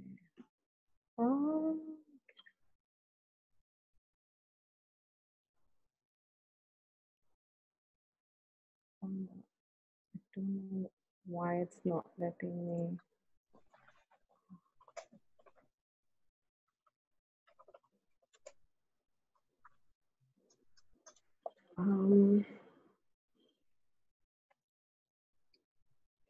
Is it, you can't see it, right? Can you see it now? Can you see my slides? Yes, we can. Yes, we do. Okay, perfect. Okay, so thank you so much to ASCOLA and to Joseph for giving me this opportunity to present my work. And it's really wonderful to be part of such an excellent panel and to hear all these wonderful papers. We've heard even in the morning and even in this panel about the acquisition of potential competitors in digital markets. And we can say that in a way, the spotlight, one of the spotlights of competition law is falling on potential competition. I feel that this is because our intuitions about why some of these acquisitions are problematic don't fall squarely within the framework through which these acquisitions are assessed in competition law. These problems are exacerbated by the increasing technicality of merger review processes, which is causing these processes to be further and further removed from the reality of decision-making within firms. So I feel that this problem presents us with an opportunity, and the opportunity is to take a step back and to study what motivates firms' decisions to acquire more broadly, and what motivates decisions to acquire potential competitors more specifically, and why these decisions are taken. I feel that a lot can be learned about this if we look at these decisions from the perspective of the firms who are making them, rather than adhering to frameworks of profit maximization on which merger review is based. So to give you some background for why I'm saying this, so this is part of a project that argues for a broader conceptualization of firms in competition law. Last year in ASCOLA, I presented a paper on bounded rationality and in the context of predatory pricing. So this is just extending that work, which argues for contextualizing firms as boundedly rational. So what do I mean by bounded rationality in this context? So according to Selton, there are two characteristics of decisions that are boundedly rational. One is non-optimization, and the other is that these decisions are cognitively constrained. There's quite a rich literature in the field of management studies that takes firms to be boundedly rational. And I argue that competition law can make greater use of this literature and understand firm behavior through this literature. So this literature was pioneered by the work of Herbert Simon, and then by Seart and March, as well as to some extent by Oliver Williamson, who all belong to the Carnegie School. And it portrays firms as a collection of individuals, and the decisions made by these firms, therefore, are results of negotiated processes between the various individuals within a firm who all suffer from biases. Therefore, a lot of this literature says that attention needs to be paid to internal firm processes as much as to sort of the market and the structure of the industry to understand the decisions that firms take. And this literature is also based on empirical observations of firm behavior. The idea is that firms that are, the idea of firms being boundedly rational is also quite popular in literature within management studies that describes mergers and acquisition decisions. So as a preliminary matter, we know that mergers are extremely complex decisions for firms to take. A lot of factors have to be taken into account by managers before such a decision is made. And because of this, managers can be helped by heuristics or perceptual processes in taking these decisions. So I'm just going to take a very few examples to explain this. So one is what is called strategic momentum or inertia, strategic inertia, which is a phenomena that firms that have engaged in mergers and acquisitions in the past are more likely to take these decisions repeatedly. Another is, for example, the fear or the threat of losing out to a competitor. And this can also play a role in decisions of firms. So for example, with defensive or preemptive acquisitions that are made to prevent competitors from acquiring a target. And we see this very commonly in digital markets, for example, with Google's acquisition of Waze or Amazon's acquisition of Versity. And then the literature also describes various managerial motives that can play a role in decisions to merge, for example, managerial overconfidence and hubris. I'm not going to go into this in much detail. Suffice to say that both hubris and overconfidence sort of lead managers to overestimate likely benefits of mergers and underestimate possible problems arising from these decisions. So to understand how this literature on bounded rationality and sort of within management studies can help competition law analysis, what I do in this paper is I conduct 2 case studies, which involve issues of potential competition. One of them kind of leads on from Matthew's, which is Facebook's acquisition of WhatsApp, but I look at it very differently from Matthew. And I examine how these sort of issues may have been better dealt with by courts and competition agencies if they had taken account of the heterogeneity of firm decision making. So these cases that I've studied here are not related to each other. They're not meant to be compared to each other. They're just examples. And the first case is kind of old, and it deals with the beer industry, which I'm sure we could all do with a glass of beer right about now after 3 days of intense discussions. This is a 1970s acquisition that went up to the US Supreme Court. It was made by the 4th largest beer maker in the US called Falstaff, who wanted to buy a company that for the life of me, I cannot pronounce his name. I think it's Narragansett, but I'm just going to say N. And N was the largest beer seller in the New England market. And the theory of harm was that Falstaff was a potential entrant into this New England market. The US Supreme Court found that Falstaff was a potential entrant, and it relied on objective evidence to arrive at this finding, basically saying that Falstaff had both the ability and the incentive to enter this market. Of course, the question was whether Falstaff would have entered this market on its own or de novo. Yet Falstaff presented substantial evidence that it would never have entered the market on its own. And this is where it gets kind of interesting, because Falstaff sort of, before entering this market, sought expert advice on what would be the best way to enter this market. It commissioned what was called the Little Report. The Little Report suggested that the most profitable way for Falstaff to enter this market would be by building its own brewery. Yet Falstaff decided not to build its own brewery. It decided that it would only enter by acquisition, right? Why did it disregard a report that it had commissioned itself? So to understand this, you have to go back to the history of the report. So the report also suggested ways in which Falstaff could enter markets in Detroit and Chicago, and said that both those could be entered more profitably by building breweries.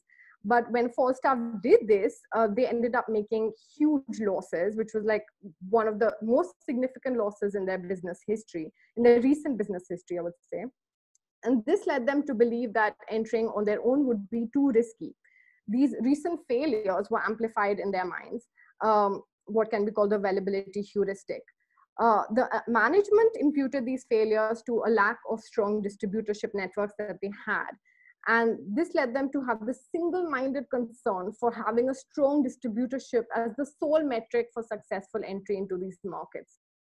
This, combined with the fact that Falstaff's past growth was fueled largely through acquisitions, and this was a strategy that their management felt very comfortable with, and they felt that this would be successful. Again, an evidence of strategic inertia or strategic momentum. So here we see that Justice Marshall, in his concurring opinion,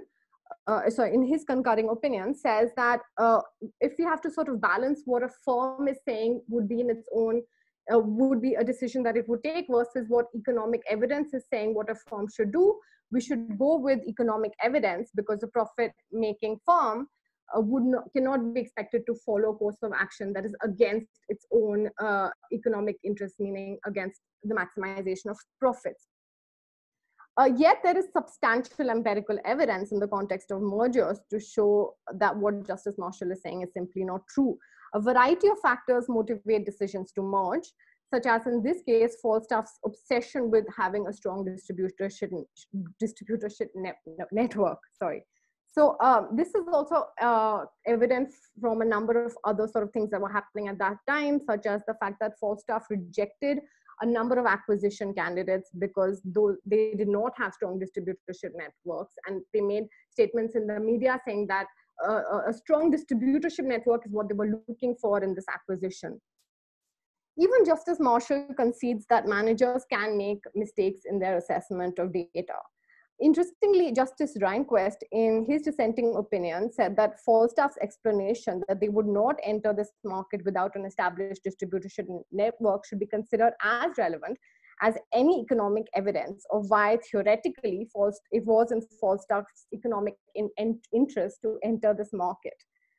As it turned out, this proved to be a turning point for Falstaff's business history, as their fortunes declined in the beer industry after this entire fiasco happened. So very quickly, I want to describe the other case study, which is Facebook WhatsApp, which has already been discussed. The way that I look at it is from the question of whether Facebook and WhatsApp were potential competitors. So the Commission's view was that Facebook operated in social networking, whereas WhatsApp operated as a consumer communication app, and that therefore both did not compete with each other, and instead they provided services that were complementary to each other. This was a narrow view, in my opinion, that prevented the Commission from drawing a true picture of the market as Facebook saw it, right? What did Facebook see this market as? And it is clear now that Facebook viewed WhatsApp as a key potential competitor. When Facebook CEO Mark Zuckerberg, announced the acquisition, he said that that Facebook was in the business of building services that help people share any type of content with any group of people they want to, which put Facebook in the business of content sharing, and doing this made WhatsApp a key strategic competitor to Facebook. Subsequent internal documents that were I don't know if they were leaked, but basically subsequent internal documents that were made available publicly show that WhatsApp was considered by Facebook to be a very key threat to its business. And this would not come as a surprise to anyone who studied Facebook from a strategic management perspective, right? There's nothing surprising here. The evidence lies in Facebook's declining user numbers for its own platform, its repeated statements that it needed to develop mobile capabilities to increase growth, and WhatsApp's stupendous performance in that very area of mobile capabilities. The Commission, however, viewed this as a question of whether WhatsApp would enter the market for social networking, and the Commission said that WhatsApp would not enter this market. But this, I think, completely misunderstood the way that Facebook was looking at this market, and also the potential harm from this acquisition. So just to conclude, I think that looking at markets from the perspective of firms and understanding decision-making within firms can be useful in determining what are firms' likely actions in these markets. This might require us to acknowledge that firms don't always take objectively determinable decisions, that these decisions can be boundedly irrational. Some literature is already suggesting that we look at past acquisitions to help us understand a present merger. We should pay more attention to firm-specific considerations, including firm motivation, strategic factors, internal characteristics, and past conduct. Thank you so much. Thank you, Shilpi. We now turn to the last speaker. Annika, the floor is yours. Yes. Do you see my slides? Yeah. Yes. Okay, perfect. So thank you, and welcome to the last presentation of this session. I will talk on a rather general merger topic, I would say, which is the price effects of horizontal mergers, and especially I look at retrospective studies of actually taken place mergers, and conduct my own retrospective on these retrospectives, hence the title of the paper and the presentation. And just a short remark, when I talk about mergers here in this presentation, I always mean mergers, acquisitions, joint ventures, and also co-share agreements, which are merger-like transactions. And just so you know what I am talking about, actually. I just want to briefly address my research motivation and my research questions. As we all heard from Professor Carlton on Thursday, ex post studies of mergers and merger-like transactions are crucial to determine the effects of the respective transaction, and in line of the policy learning approach, we want to see, for example, if the decision by a competition authority was right, and to see general effects of mergers, what meta studies of these ex post studies then do. We do that to see how we should shape or reshape, for example, the the merger policy of a certain jurisdiction. And what I really do is I analyze the characteristics of markets, transactions, and firms, which may have an influence on the price development after a horizontal transaction. And by doing that, I raised some research questions, which you can see here. And these are somehow very different and build on each other. So first I start with research question 1, and I'm doing so like some other meta studies on horizontal mergers also did. I developed groups of goods, as I call them, or industry groups, you could also call them like that, and check if there is the general direction of price effects after a horizontal transaction in these particular market. And I want to see if there actually are some markets where horizontal transactions always have a price increasing effect, or whether there are markets where horizontal transactions always have a price decreasing effect. I also look at collusion and merger history for answering this research question, and I look at that for the market, so the collusion and merger history of the market, as well as the collusion merger history of the firms that are merging now. My main research questions are number 2 and number 3, where I look at specific characteristics of the transaction, of the firm, of the market, and see if, for example, the size or importance of a horizontal transaction have an impact on the price development, or if the market concentration has an impact on the price development after a horizontal transaction. And you can see below the questions the respective variables I use to check that. And for this presentation and the first results I want to present later, and I look at the change in HHI and the market shares, because I really think that the market concentration part is a really dominant research field right now, and it's really important. And I think it's also one of the most interesting aspects to actually look, does the market concentration have an impact on the price development after a horizontal transaction? Eventually, I want to give policy implications, as I said before. I selected my ex post or retrospective studies using the somehow extended criteria of John Quokka, which you can see here. And I think what is the most important for you to know, to understand what I'm really doing, is that I take the assumptions, the methods used, and the results of these ex post studies of these authors as given. So I do not look at potential flaws of their methods. I don't want to look at, oh, should they have been doing that differently? Is the market delineation they did right, or something like that? I do not check that. I simply take their results and try to compare them and try to generate generalized results or effects which may have mergers or which may occur in specific markets or firms. Here are some summary statistics, so to say, by using the criteria to select the studies. I came up to 52 studies I actually analyzed. And in these 52 studies, there were 111 transactions that were analyzed.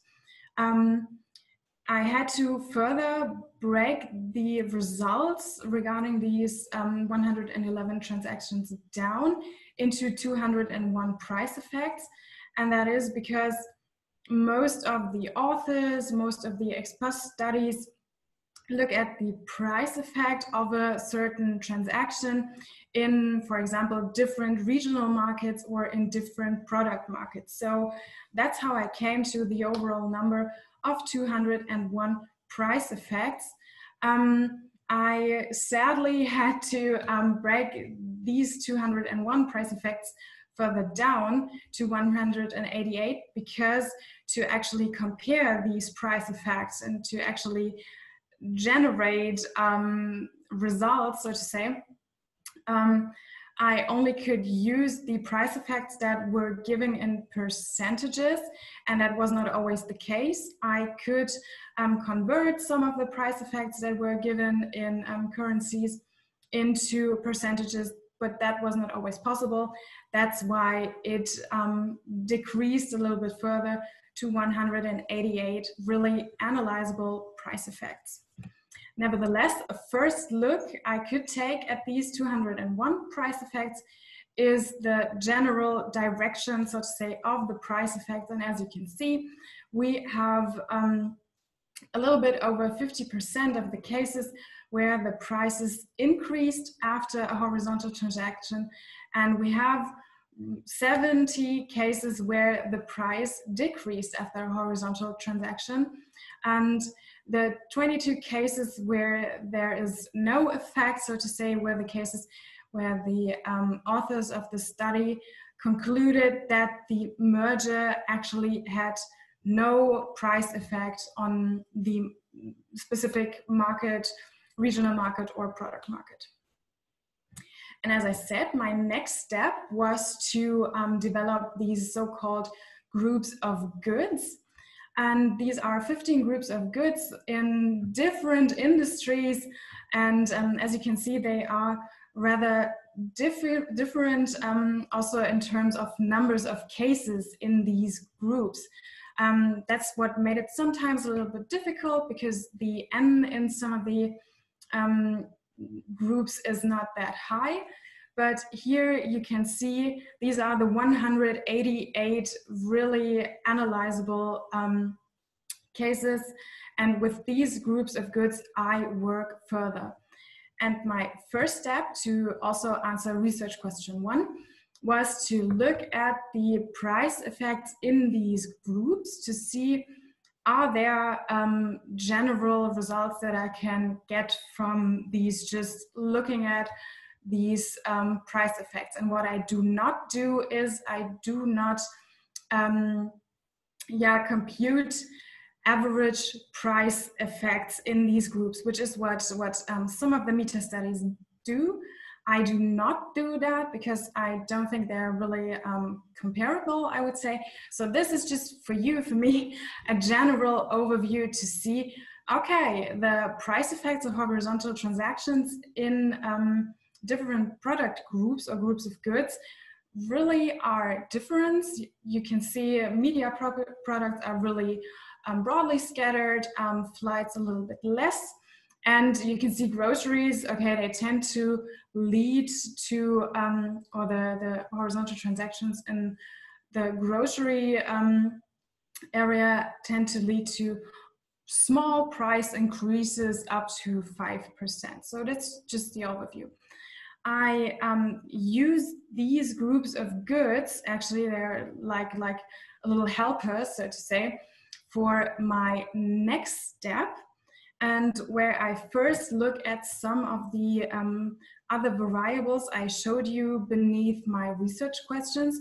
One of them was the changes in HHI coming from the merger, of course. And here you can see the 83 cases or price effects where I had the change in HHI coming from the respective transaction, and we had both these data given. And you can see, okay, maybe there's a slight impact with what that changes in the HHI could have on the price effect of a horizontal transaction. And another thing I looked at was the combined market share. So you can see, okay, there's really no effect, so to say, of the combined market share. So you don't really see anything, or you cannot conclude really strong from that. That's why I do take a further step with my next steps also, and take my groups of goods and take a look at the characteristics, the variables I had underneath the research questions I showed you, and take a look at if in these certain groups of goods there are specific characteristics like changes in HHI and market shares that have an impact on the price effect of a merger. And I see we're a little bit over time already, and that's why this is just my preliminary conclusion and some of my further steps. And yes, now I'm really happy and for your remarks and your questions, and I will leave it to that. Thank you.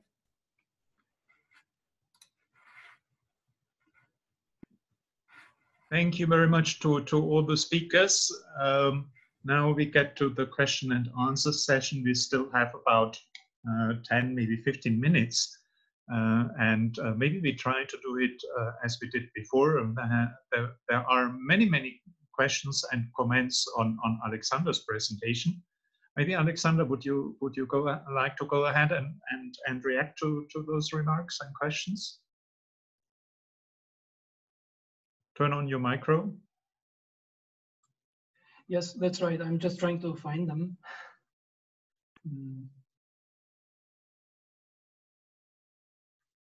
Okay, I just address only one of them. I think this is by Marcus. Whether there is any justification between the previous Commission's treatment of the SOEs that belong to the EU member states and those that they have shown in the cases involving Chinese SOEs. I just would like only to mention on that, I already responded, but just only to mention that the rules should be the same for everyone, but of course they should be applied on a case-by-case basis depending on the specifics of the corporate governance of different types of SOEs. So it is understandable that the approach may be to a different types of SOEs would be different. However, it is clear that we are lacking some sort of coherence, and because of the lack of guidance at the EU level, I sent a paper where I included the review of the national merger control authorities' practice on this issue. We see that there is a lot of divergence like this. And of course, with the lack of coherence on these basic principles, of course, it would be problematic to ensure the level playing field across the member states, what is we are trying to achieve. So that would be my only remark on that comment.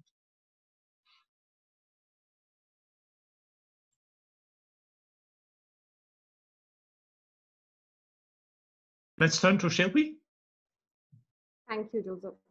So thank you to all of you who've asked some really interesting questions. I'm not sure if I can answer all of them because they're actually very thought-provoking. So Vikas, yeah, I agree that internal documents are a very useful source of information in understanding how firms take decisions, and that these can be used more in competition or investigations. I actually talk about it in my paper on predatory pricing, and also in my paper here a little bit. So I think I agree with you completely there. Hedvig, also, yeah, so that's a tough question. So I think that management studies gives us various tools with which we can assess what motivates decisions to merge. For example, you have what is the SWOT analysis, the strength, weakness, opportunity, threat analysis, which is something that managers use when they're deciding what to do. And there are other types of tools that managers use. And I think that sort of familiarizing ourselves with these tools and kind of looking more at this literature can give us a lot of insights into the thinking of managers, but also like just publicly available information.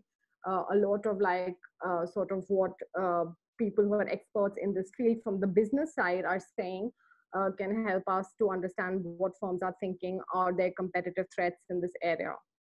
So I think that sort of what your question also raises is sort of looking more at the literature and management studies to see how we can sort of draw inferences from there to more deeply understand firm decision making. Alexander's question, again, kind of complex, because I don't think that the management studies framework I'm suggesting will work here.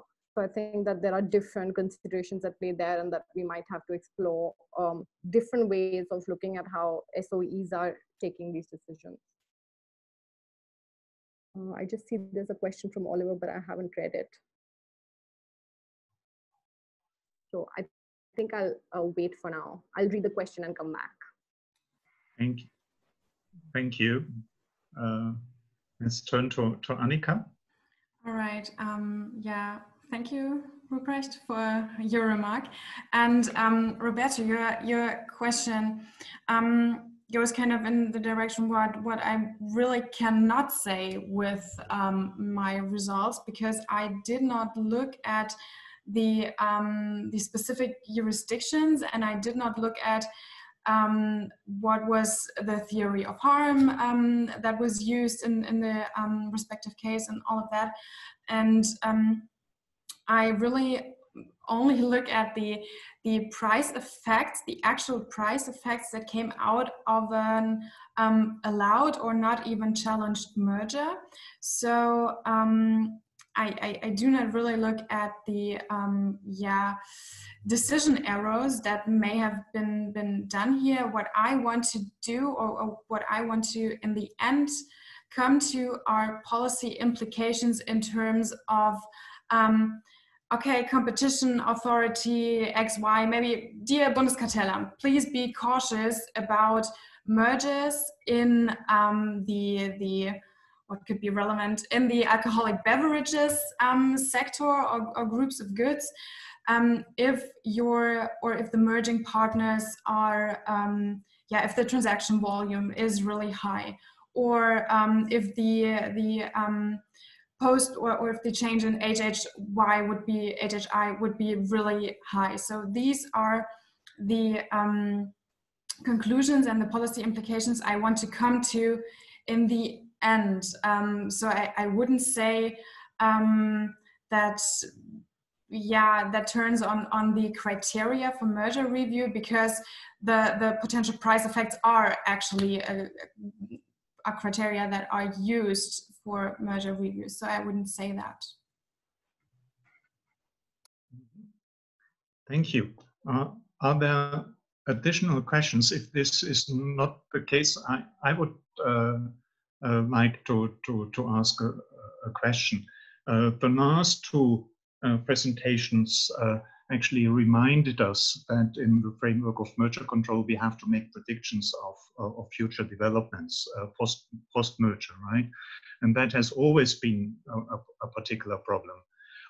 Competition law in general in the digital sector in particular, I would say, is getting much more complex, also with regard to the theory of harm and the objectives we follow, maybe even including data protection, which could again be a problem, especially when Chinese firms enter the market.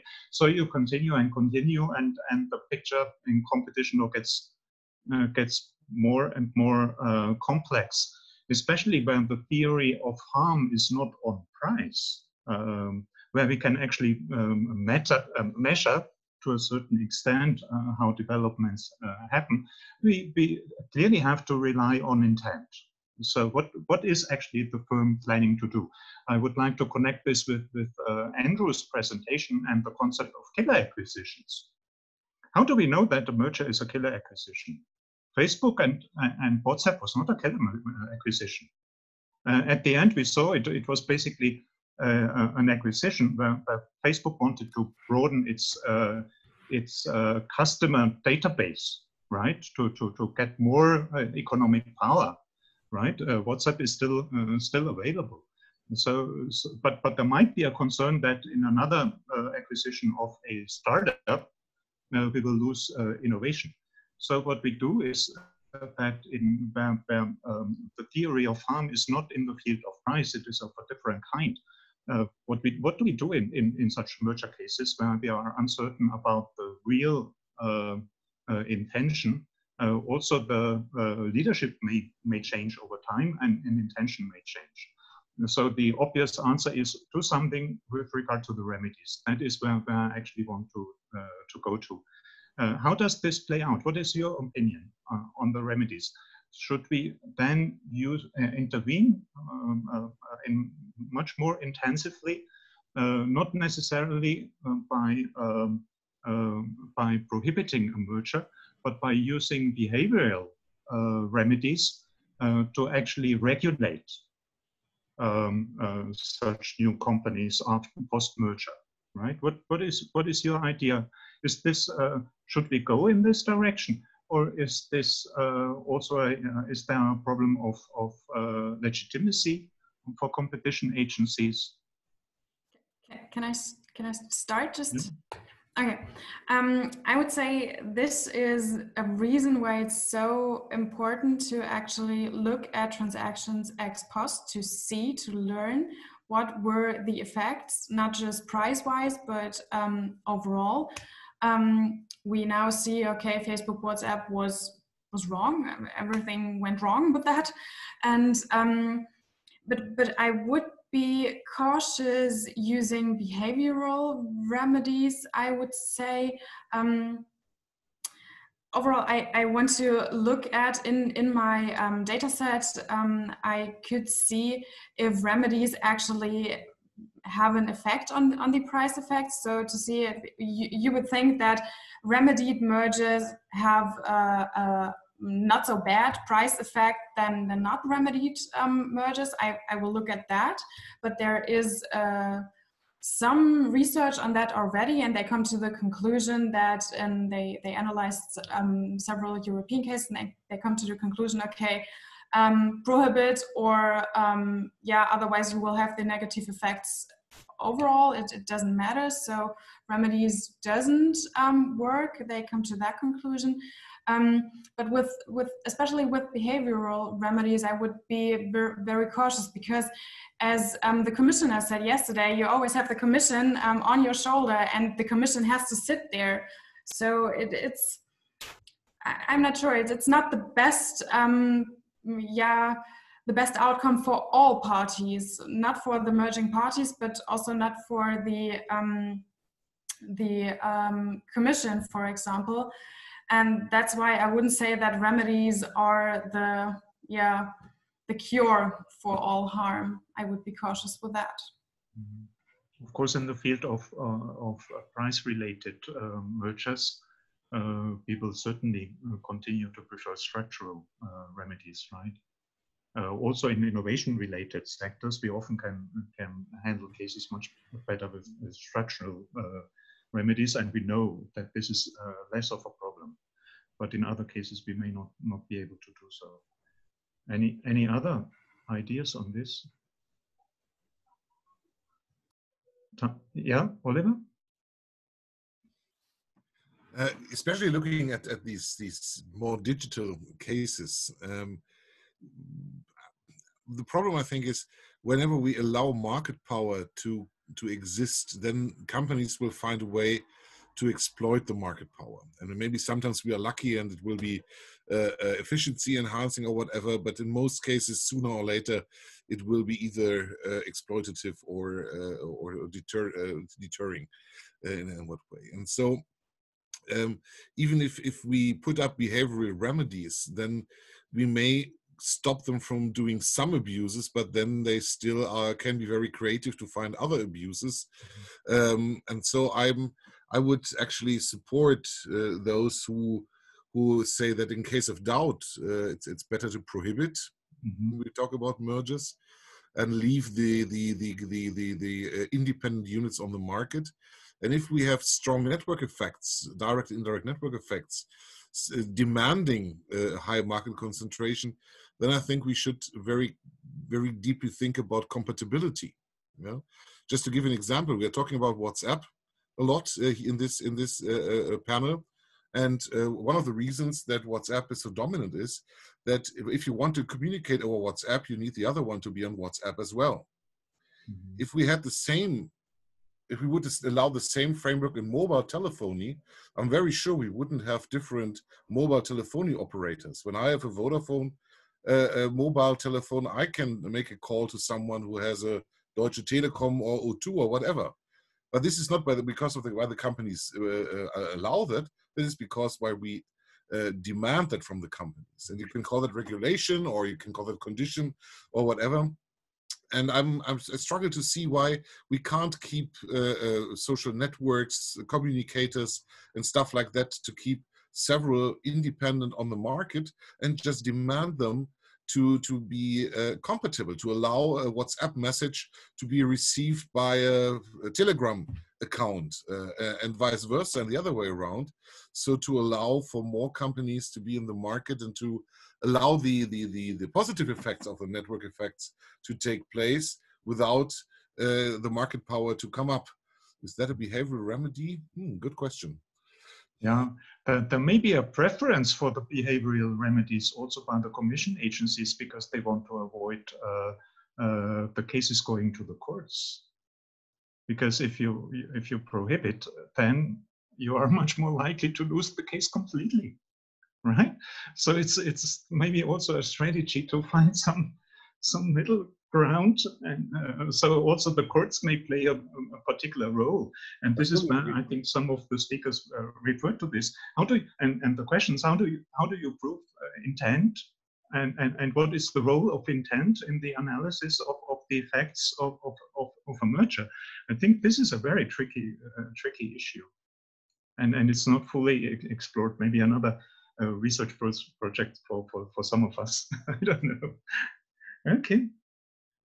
Thank you very much. I think it has been a great panel, and we had very intensive discussion, and there is a lot of food for thought. I would have had many more questions, but I think we also, in whatever framework, we will meet again, and hopefully next year we will have a conference, maybe in Porto. I don't know what the plans are. On the site, and then you also can discuss it during the coffee break and the dinners. It was a great pleasure, and have a nice weekend and a nice summer. Goodbye.